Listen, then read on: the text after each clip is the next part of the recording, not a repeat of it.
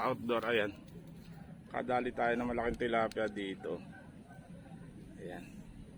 So tinimbang namin siya nasa ano, nasa kalahating kilo rin, 0.6.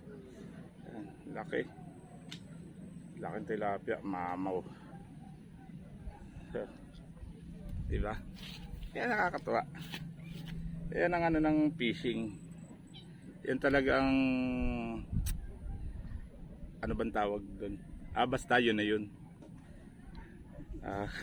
Yan ang spirit. Spirit of fishing, nakakatuwa. Kasi hindi mo alam kung anong mahuhuli mo, kung malaki, maliit. Pagka nakahuli ka ng ganito kalaki, so parang trophy fish na yan. So bihira naman makahuli ng mga malalaking tilapia, diba?